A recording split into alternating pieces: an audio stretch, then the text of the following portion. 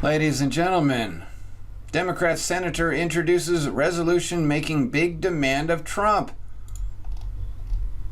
Senator Cardin wants Donald Trump to sever his ties with private businesses. U.S. Senator Ben Cardin, Democrat of Maryland, ranking member of the Senate Committee on Foreign Relations and a member of the Senate Finance Committee, introduced a resolution Tuesday stating the sense of Congress that President-elect Trump should follow the precedent established by prior presidents and convert his assets to simple, conflict-free holdings, adopt blind trusts managed by independent trustees, or take other equivalent measures in order to ensure compliance with the United States Constitution. The resolution notes that in the absence of such actions by the president-elect before he assumes office or without specific authorization by Congress, Congress will regard dealings by Trump-owned companies with any entity owned by a foreign governmental actor as potential violations of the Constitution's Emoluments Clause. Article 1, Section 9, Clause 8 of the U.S. Constitution provides that no person holding an office or profit or trust under the United States shall, without the consent of the Congress, except of any present emolument, office, or title of any kind whatever from any king, prince, or foreign state. Is that why we see Obama getting all kinds of awards from other kings, prince, and foreign states? He was allowed to do it, but once we get a Republican in there who's non-establishment, let's just camp on him. Notice that the law says is as no person may do this without consent of the Congress. Well, he's only one, and he's not even the Congress. He's a senator, a libtard senator. The American public has a right to know that the President of the United States is acting in their best interest and not because he or she has received some benefit or gift from the foreign government like Russia or China. You mean like Bill Clinton? Hillary Clinton?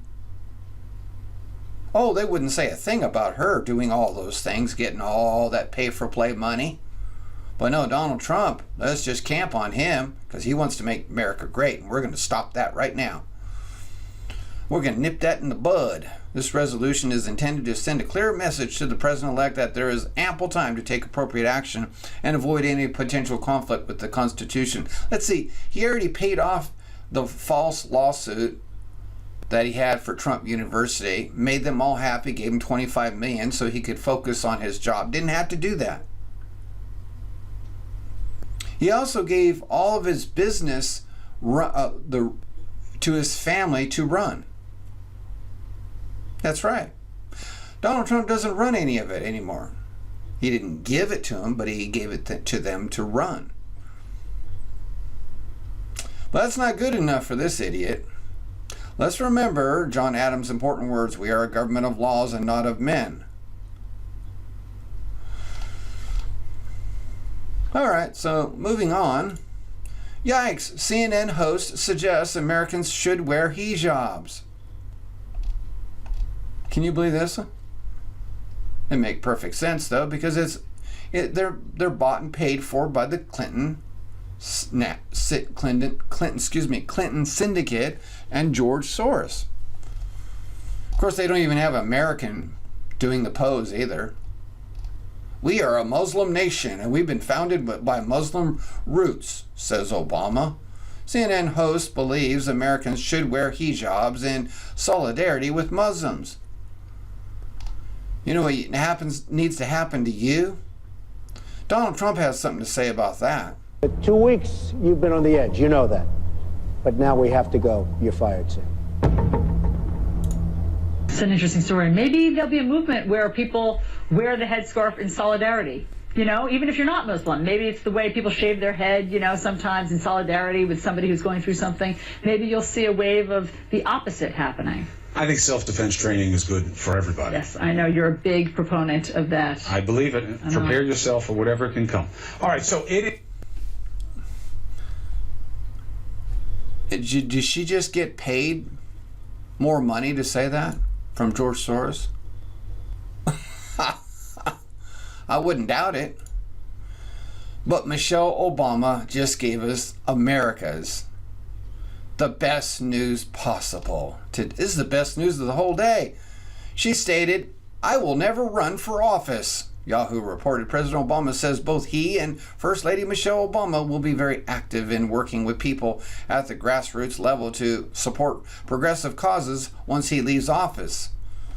Are we talking about him or his other partner, Barack? After all, there's an awful lot of Americans that think this is the Michael. After all, it was Barack who called Michelle Michael. Yeah, right on stage.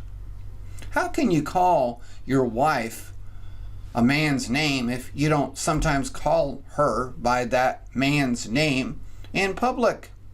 I mean, in private.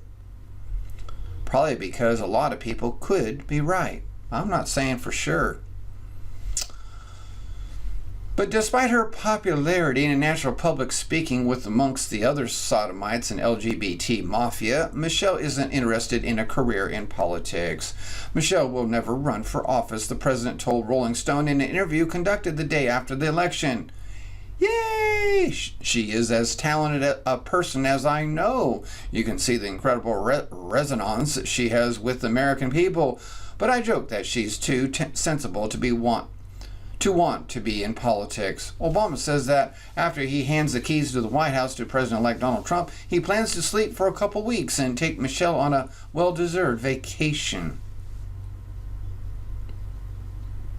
Well, he probably would fall asleep since he was so involved in Pizzagate. You know, the $600,000 spent on bringing in chicken and hot dogs.